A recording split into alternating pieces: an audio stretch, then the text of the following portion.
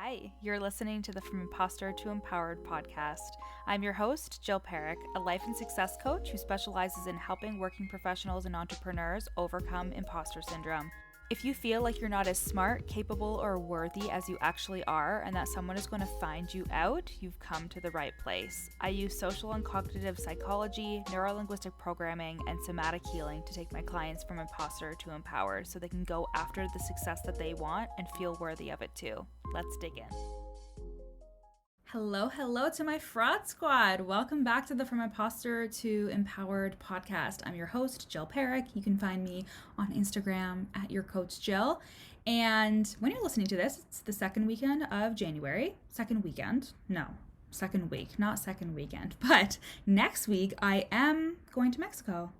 I'm going to Mexico after 2 years of not being able to leave the country. My fiance Dustin and I are going to Mexico and we are so excited. We actually have not been on a vacation together alone in, I want to say like 5 or 6 years, maybe almost 7 years. We went to Wilmington, North Carolina together for my first One Tree Hill convention back in 2015. So yeah, almost 7 years, which is nuts.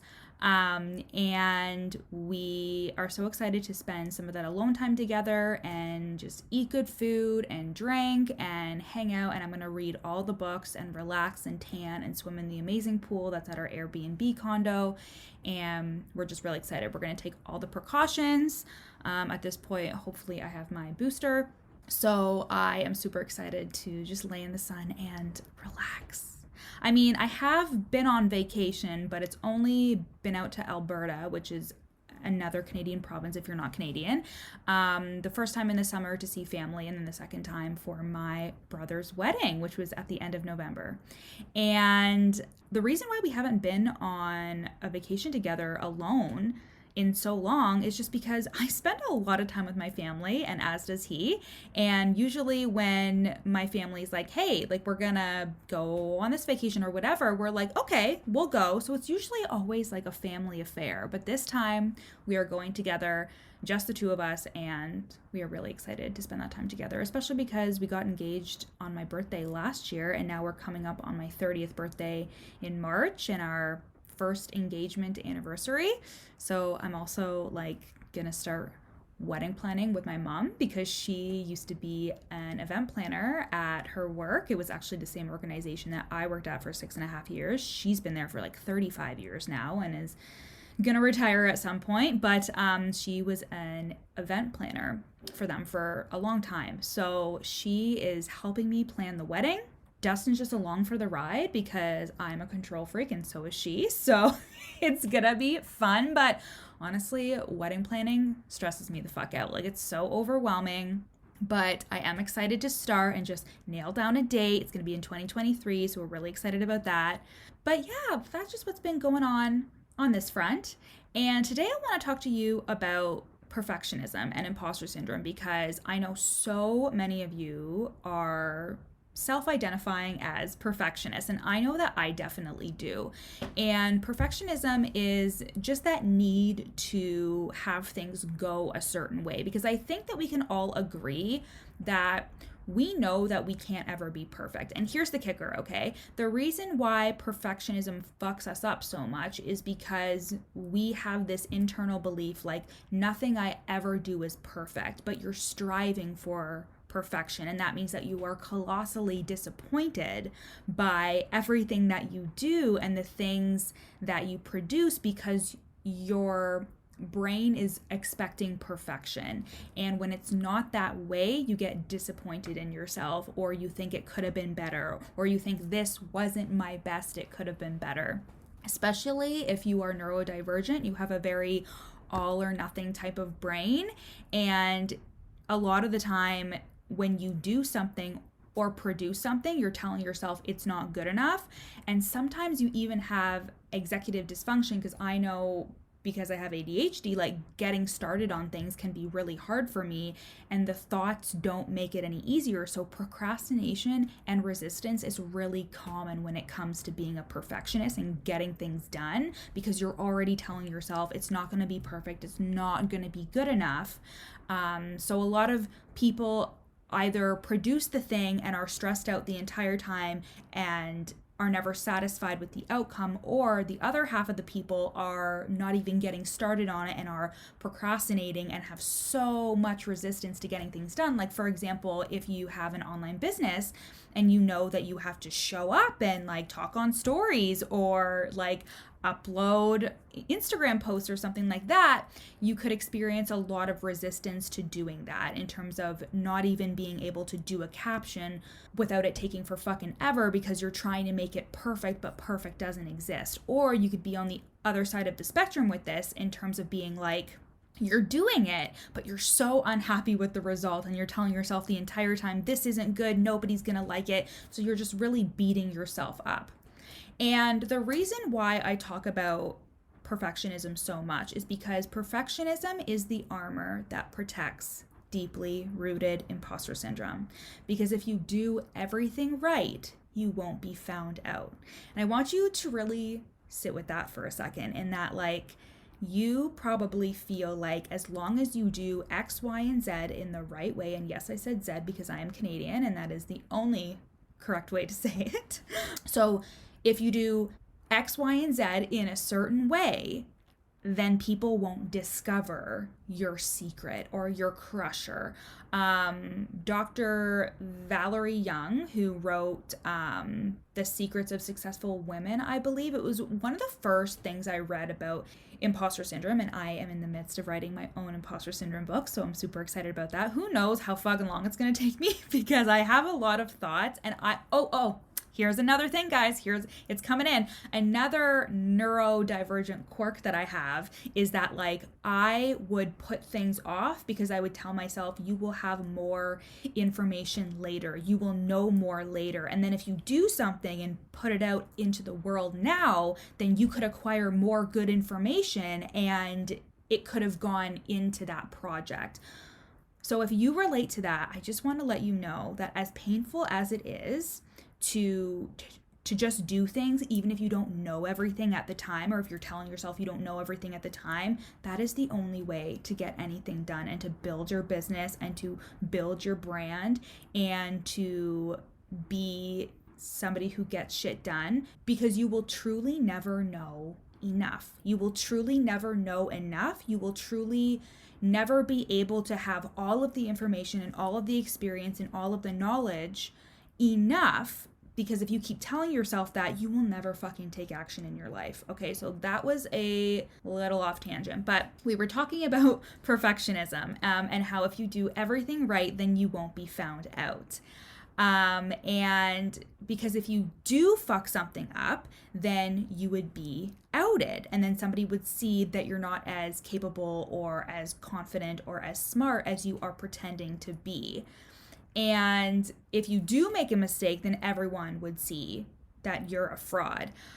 Now I remember what I was talking about. So with Dr. Valerie Young, and she wrote that book, The Secrets of Successful Women. I'm probably butchering that. I think it's a different title. But anyways, one of the first things I read about imposter syndrome, and she talked about having a crusher. And that crusher is like that one identifiable thing. It could be one, it could be more, where like you would feel like such a piece of shit if somebody were to figure it out about you. So for me, it was my stutter. And for you, it could be a number of different things. But even if it's just one, or if it's like three or something like that, if you have something where like you are so afraid of somebody to find it out, then you try to be perfect in all the other ways. And like, let's not get too deep into my trauma here with my stutter, but like I used to tell myself, if I'm perfect in every other way, when people find out that I stutter, like it won't matter because I'm perfect in every other way. So I try to like look perfect, be the smartest person in the room, be the hottest person in the room, unsuccessfully. But I would want to be everything. So when people found out about this big flaw that I had, because I saw it as such a flaw, they would either not think it's a big deal, or it wouldn't be as big of a blow, you know? Like, they would probably think I'm still stupid or whatever. This is what I would tell myself, right? They would probably think it was like so ridiculous and like a big deal that I stuttered, but as long as I was perfect in every other way, it wouldn't matter. So this was the dialogue that I had in my head about my speech impediment, in terms of being like, this being my crusher is my speech impediment. And when people found it out, then I would feel like shit about myself. So I want you to think about this, because this is about perfectionism, but like I said, it's covering up your imposter syndrome. It's covering up the fact that you are afraid that if somebody sees that you're not perfect, you either will have love taken away from you, attention, validation, or you're afraid that you're going to feel a certain way. And I know you guys have heard me talk about this before, but whenever we're afraid of something happening, it's usually because we're afraid to feel a certain way. We're afraid to feel emotions. So if you are a perfectionist, you're afraid that somebody is going to discover something about you, and then they're going to realize you're not perfect. And if they discover you're not perfect, then they're going to have thoughts about you, about your intelligence, or about your work ethic, or about your capabilities. And then you would believe that to be true, because at the root of it, imposter syndrome is like truly believing that you're not good enough, and truly believing that you have flaws, and that there are things about you that aren't good enough. So if you are trying to be the perfect coach on Instagram, and somebody were to, like, let's say you were working with a client and you missed their message on Slack or on Voxer, and you didn't respond for like a week or 2 weeks, and then they're like, hey, you never responded to me, I really needed your help. You'd be like, oh my God, like, oh, I knew I was a terrible coach. Like, they're going to see that I'm a bad coach, and then my business is going to fail, and all of these things. Like, you're already thinking that about yourself. You're already thinking like, I'm not a good coach, and this just confirms it, and now they see it, and now I feel this way about myself. Okay, so we're getting super into like the deep roots of this, but I just want you to know that when you are identifying as a perfectionist, it's really important to look under it. It's like, but what if you weren't perfect? Because we already know that nobody is perfect. We are all flawed human beings. But like, what does the perfectionism symbolize to you? What is the perfectionism hiding?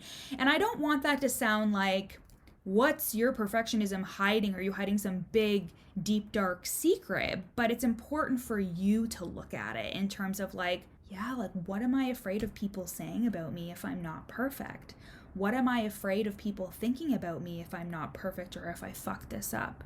And it usually will come back to that crusher. It usually will come back to thoughts that you have about yourself that are uninvestigated, that are thoughts that you probably have about yourself from your past or your childhood that you're just not allowing yourself to work through. And you know, here on this podcast and in my containers, like, that is everything. Those thoughts and beliefs about yourself that you are so afraid to face are the key to unlocking your worthiness, are the key to unlocking your own self-acceptance.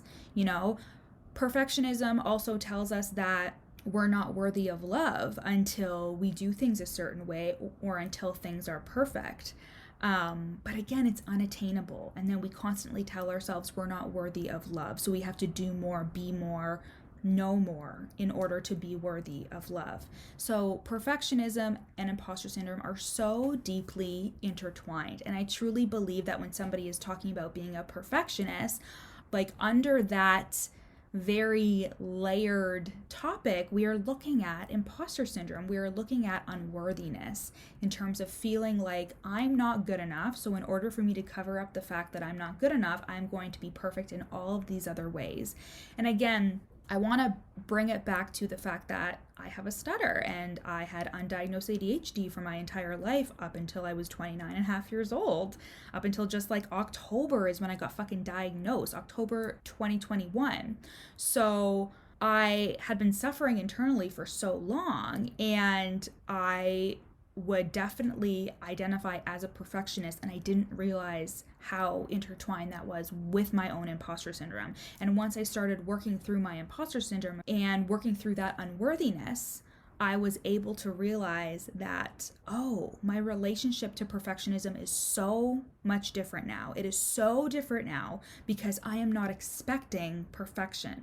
I am not expecting things to be perfect or for me to do a perfect job, because that truly doesn't exist. And me thinking that other people attain perfection is also fake news, right?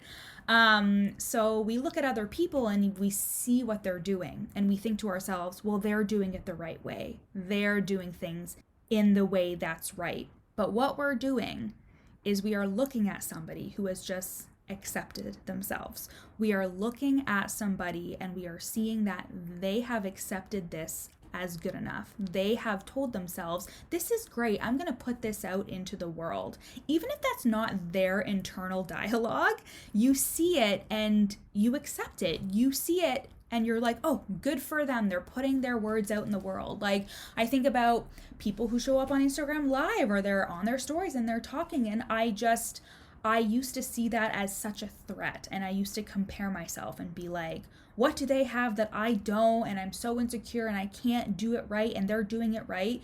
Nobody knows what the fuck they're doing at any point in life. We're all just trying to figure it out. And the same goes for the online space. Is like, you see people showing up, writing captions, doing things a certain way, and you keep telling yourself that how you're doing it is wrong. But again, ding, ding, ding, that's imposter syndrome telling you that your way is the wrong way. And you are so used to not trusting yourself that you think that somebody else can tell you how to do it the right way, when in reality, it's just you accepting that whatever you do or produce has the capacity and the potential to be better each time you do it, of course, but that it's good enough right now. It's good enough right now. It can reach somebody right now. It can help somebody right now. And you guys know that I always talk about that in terms of like really trying to overcome imposter syndrome in the beginning of your business, or if you're in an entry level role in your career. And the number one like affirmation or thought that I teach my clients in that way is telling yourself, I know enough now to help one person. I know enough today to help one person today, or to do one task today. And that very thought has helped me show up. It has helped me create programs. It has helped me do so many things. It has helped me sign clients, because before I get on the phone for the sales calls, I tell myself, even if you just help this person a little bit, you are helping them and you are doing your job. And that really also helps me detach, like I think with perfectionism in terms of taking action, it can be really hard because again, we need the action to be perfect and we need to know it has a perfect outcome. And again, if you are neurodivergent, then you have a very all or nothing brain. So you think it has to be perfect or it's not going to have the perfect outcome and then it's not going to be worth it. But you can't have that mindset when you are growing your business online or when you are working your way up in your career. You can't have that thought of it has to be perfect, because perfection doesn't exist. Perfection does not exist in any role, in any job, and everybody is just making their way, that they're just taking one step at a time. And if you just tell yourself, I can take it one step at a time, that is going to be so helpful for you. And I was actually coaching a client about this as well, because she was looking at her business from a very macro standpoint. So from a very zoomed out standpoint, because she was pivoting, starting something new in her business. She was starting a brand new coaching business, and she had already had a very successful one before, but this was in an entirely different niche. And she was telling herself, like, what if this all doesn't work out? Because she was in the beginning stages, right? In terms of creating educational things and doing the content and doing all of that. So she was in the beginning stages of that.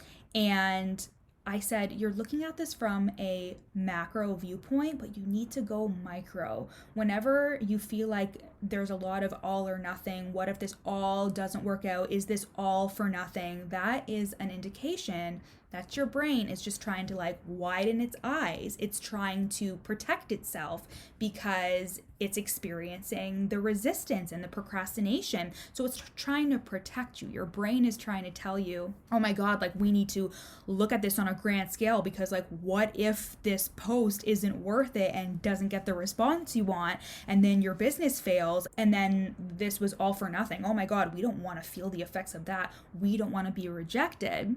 So you gotta go micro. You gotta go micro, and you have to be like, okay, what's the next step in this? Write another line of this caption. Or your next step is just post this. Just post it.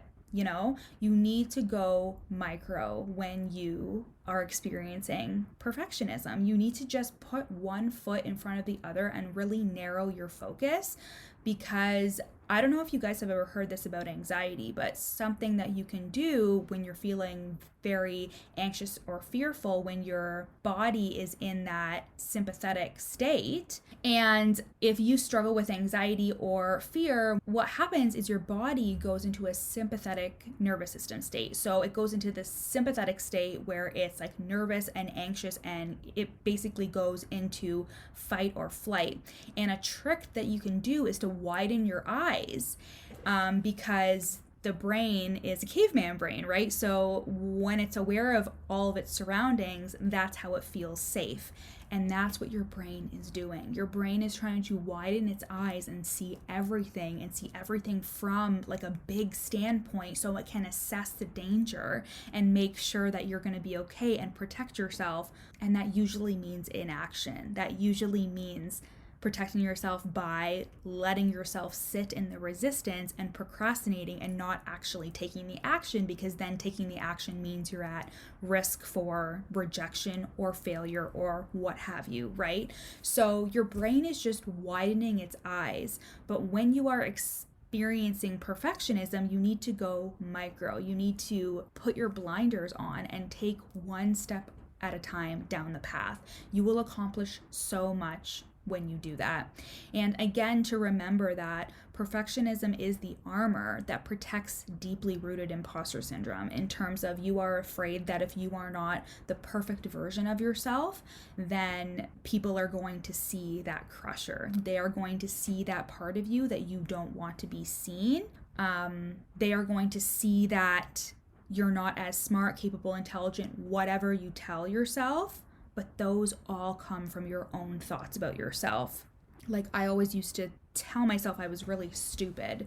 Those were the messages that I would receive my entire life. So even though I had gotten into my bachelor's degree with bursaries and scholarships because I had really good grades, or when I got my master's degree and I got accepted and there was a wait list, and when somebody told me that and that I had gotten in, and I was like the youngest by like 6 or 7 years, I was like, a total imposter syndrome. I was like, whoa, they must have made a mistake. Like, they just let anybody into this university.